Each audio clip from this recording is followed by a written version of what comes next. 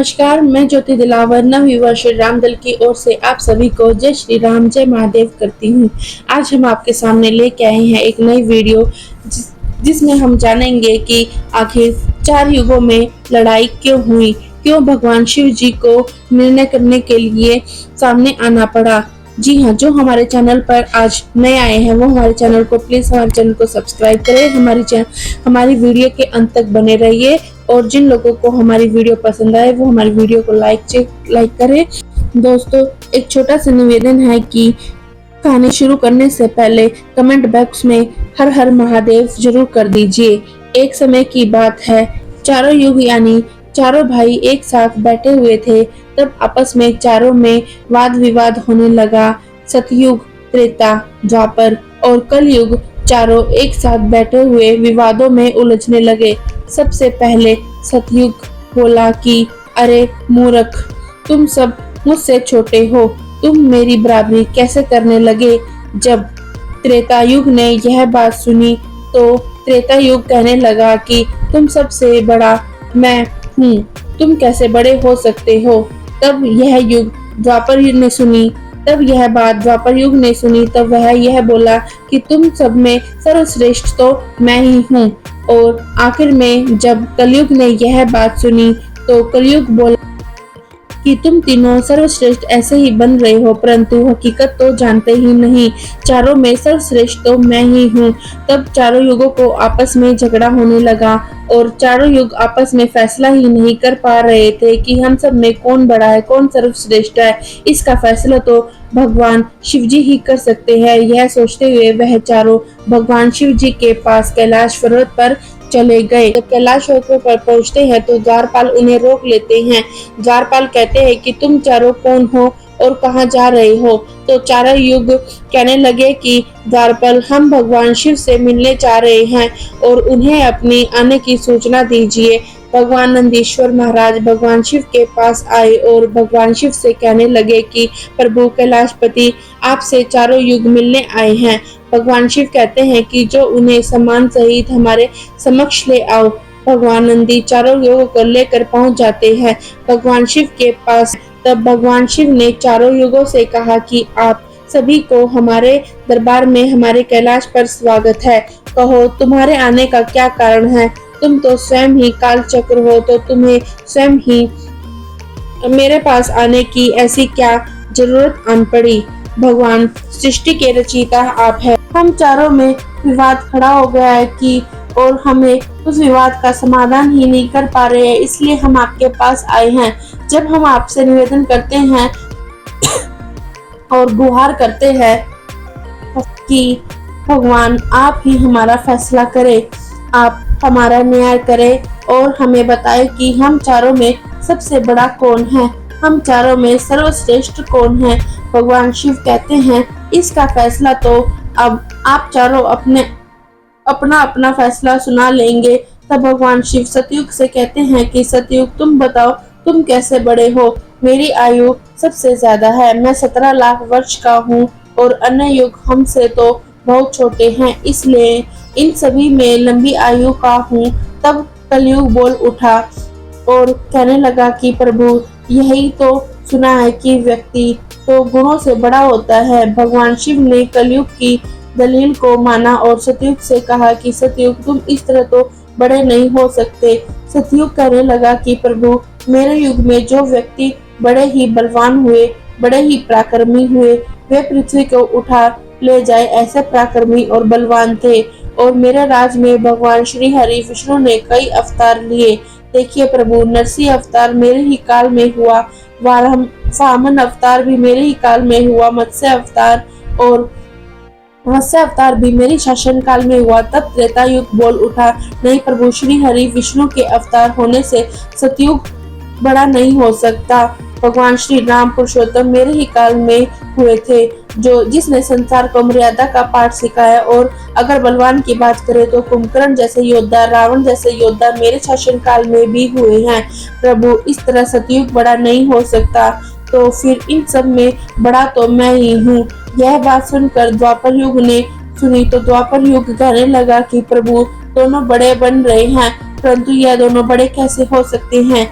देखिए प्रभु, आप जानते हैं कि जब मेरा शासनकाल आया तो मेरे काल में भगवान श्री कृष्ण ने जैसे अवतार पैदा हुए जो 16 कलाओं से संपूर्ण और परम परमेश्वर थे, जिन्हें विराट रूप दिखाया, जैसा विराट रूप तो साक्षात विष्णु भी नहीं दिखा सकते थे। भगवान अगर योद्धाओं की बात करते हैं तो मेरे शासनकाल में बड़े योद्धा कर्ण, एकलव्य, गुरु द्रोण, जरासंध, भीष्म पितामह और अर्जुन, भीष्म, युधिष्ठिर, नकुल, सहदेव मेरे ही शासन काल में हुए थे। प्रभु बलराम स्वयं मेरे ही शासन काल में हुए थे। तो बताइए प्रभु कि मेरे शासन काल में कौन सा योद्धा इनके योद्धाओं से कम था।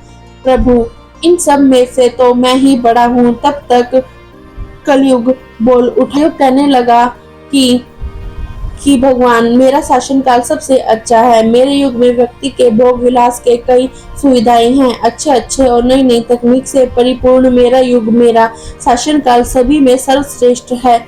जब भगवान शिव ने चारों युग सतयुग, त्रेता, द्वापर और कलयुग की वाणी सुनी तो चारों के उत्तर सुन, चारों की बहस सुनी तो भगवान शिव अपने आप में विचार करने लगे और सोचने लगे कि इनका फैसला कैसे किया जाए।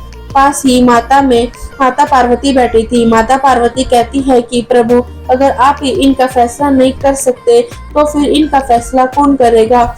तो फिर तो चारों भाई में आपस में ही मारे जाएंगे महादेव, इसलिए आप ही इनका फैसला कीजिए। सभी देवता मिलकर भगवान शिव से कहने लगे कि हे भोलेनाथ, आप ही इनका फैसला कर सकते हो। तो चारों युग अगर आपस में लड़ने लगे फिर क्या होगा। सृष्टि का काल चक्र रुक जाएगा, समय का प्रवाह रुक जाएगा। भोलेनाथ आप ही कुछ कीजिए। भगवान शिव कहते हैं कि ठीक है, मैं समस्त गणों की बात मानता हूँ, मैं इन चारों युगों का फैसला करूंगा। भगवान शिव ने चारों लोगों से कहा कि चलो ठीक है, तुम चारों की परीक्षा लूंगा और परीक्षा में सफल हुआ वही सबसे बड़ा होगा। सतयुग बोल उठा कि भगवान आप जो चाहे वैसे ही परीक्षा ले लीजिए, लेकिन सबसे बड़ा तो मैं ही रहूंगा। कलयुग कहता है कि प्रभु हम भी परीक्षा देने के लिए तैयार है, आप तो बस परीक्षा लीजिए। चारों युग परीक्षा देने के लिए तैयार हो जाते हैं। भगवान शिव ने 100 टन वजन का लोहे का परसा लिया और कैलाश पर्वत के नीचे तलहटी में रख दिया और उसके परसे के पास ही एक चावल का ढेर लगा दिया। भगवान शिव ने चारों युगों को बुलाया और कहा कि तुम चारों की परीक्षा अभी हो जाएगी। भगवान शिव सतयुग से कहते हैं कि सतयुग मेरे 500 गण यहाँ बैठे हैं और इस परसे में चावल को बनाना है। तुम्हारे युग का व्यक्ति बुलाओ और इसमें भोजन बनवाओ। भगवान शिव की बात सुनकर सतयुग ने एक बड़ा ही बलवान योद्धा बुलाया और कहा कि जाओ बेटे, इस परसे में जो चावल बनाकर भगवान शिव के इन सभी गणों को भोजन कराओ।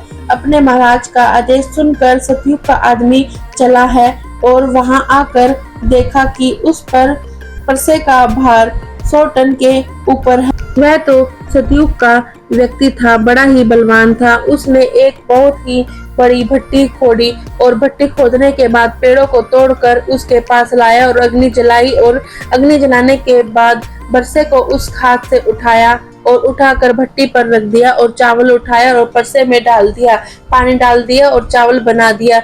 जब बहुत विशाल परसे में चावल बन गए तो उस व्यक्ति ने सतयुग का जो था समस्त गणों को बैठाया, पत्तल दिया और चावलों से भोजन करा दिया। अपना कार्य पूरा करके अपने मालिक सतयुग के पास आया और खाने लगा और कहने लगा कि प्रभु मैं जा रहा हूँ, अब मेरा कार्य पूरा हो गया। भगवान विष्णु और अन्य लोग यह सब देख रहे थे।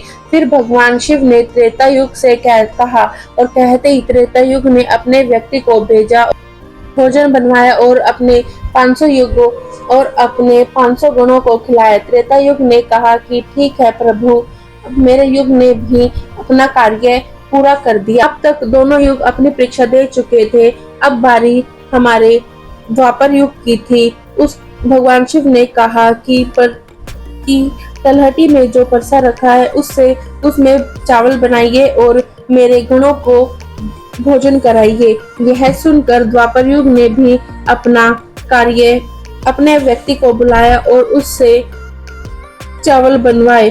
द्वापर युग का व्यक्ति भी बड़ा ही ताकतवर बलवान था और उसने भी ठीक ऐसा ही किया। उसने भी अपने ताकत से भगवान शिव के गणों को भोजन कराया। भगवान शिव कलयुग के पास आते हैं और कहते हैं अब तुम्हारी बारी है।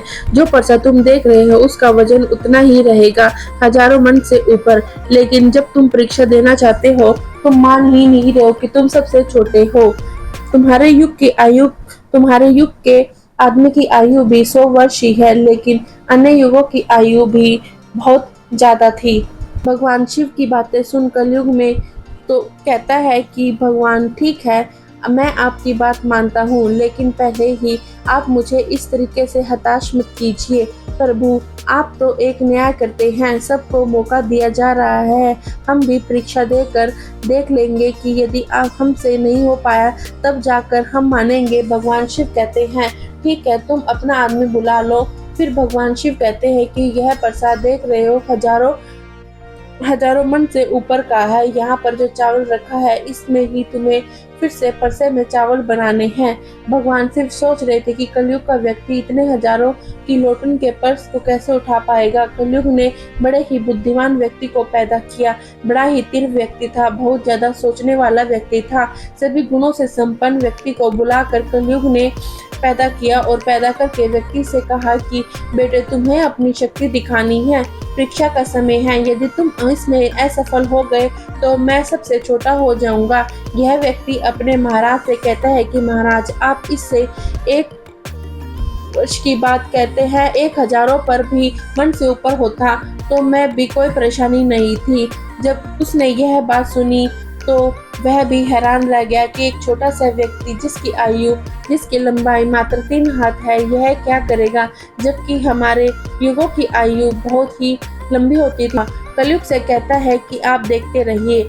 लड़के को भेज दिया और कलयुग का तीव्र बुद्धिमान वाला व्यक्ति उस तलहटी के पास आया। तलहटी में उसने देखा कि परसे का वजन तो बड़ा ही विशाल है, मैं इसे उठा नहीं पाऊंगा। व्यक्ति ने दिमाग लगाया और उस परसे के नीचे मिट्टी खोदना शुरू कर दिया।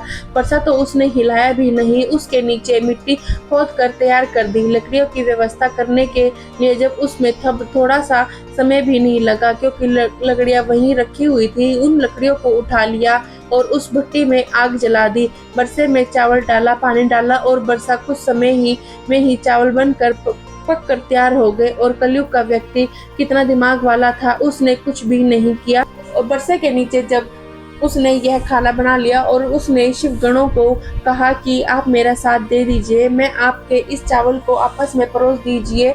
भगवान शिव के गणों ने चावल को आपस में ही परोस लिया। तब कलयुग कहता है कि आप सभी गण भोजन कर सकते हैं। कलयुग के मनुष्य ने उन सभी को भोजन कराया और भोजन कराने के बाद उस परसे को साफ किया और परसा वहीं छोड़ दिया। और उसका काम जब पूरा हो गया तो उसने अपने महाराज कलयुग के पास आया और आकर कहा कि हे प्रभु, मैंने आपका काम कर दिया। कलयुग बहुत ही खुश था, कहने लगा शाबाश, आपने मेरी लाज रख ली, आपने मेरी परीक्षा पास कर ली। भगवान शिव अब तीनों युगों को देखकर अत्यंत अचंभित हो गए। भगवान शिव, अब आप अपना निर्णय सुनाइए, यह बात कि कौन सबसे बड़ा है।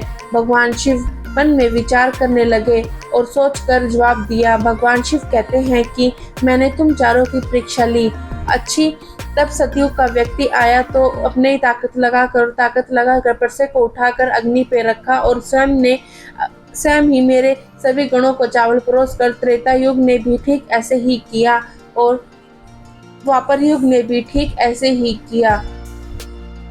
तो आपने देखा कि मात्र 3 हाथ का व्यक्ति, इसकी बुद्धि देखिए कितना विशाल परसा था, शायद उसे हिला भी नहीं सकता था। उसने अपने दिमाग से चावल बनाए और सभी को चावल परोसे और सभी को भोजन करा दिया। है तो बड़ा ही बुद्धिमान व्यक्ति था, बड़ा ही बुद्धिमान युग है। भगवान शिव कहते हैं कि कलयुग बड़ा ही बुद्धिमान व्यक्तियों का युग होगा, इसमें मशीनों का आविष्कार होगा, बड़े बड़े दिमागधारी होंगे। भगवान शिव कहते हैं कि तुम सब युग जैसा शासन करते आए हो, ठीक ऐसा ही माना। तुम्हारे युगों ने मनुष्य धार्मिक हो, लेकिन तुम्हारे युगों के व्यक्तियों में बुद्धि का अभाव था, उन्होंने कभी अपनी बुद्धि का उपयोग ही नहीं किया। नहीं तो कुंभकर्ण, रावण, इनके जैसे महान योद्धा वे इतने मूर्ख थे कि यह भी नहीं जान सके कि यह भगवान है। यह सृष्टि के रचनाकार है और उनसे युद्ध किया और सभी के सभी मारे गए। कलयुग के व्यक्ति को देखो, आप तो कितने बुद्धिमान हो और आप अपने आने वाले युगों में आने वाले कलयुग के राज में राज करोगे। बुद्धिमान व्यक्ति देखने को मिलेंगे। भगवान शिव ने फैसला किया कि तुम चारों में सबसे बड़ा कलयुग होगा। कलयुग मशीनों का युग होगा। ये थी हमारी चारों युगों के बारे में कुछ बातें कि आपस में जब बहस हुई तो कौन बड़ा था। तो मिलते हैं हम अपनी अगली वीडियो में। हमारे चैनल को लाइक करें, हमारे चैनल को सब्सक्राइब करें और बेल आइकन की घंटी को दबाइए। तब तक के लिए जय श्री राम, जय महादेव।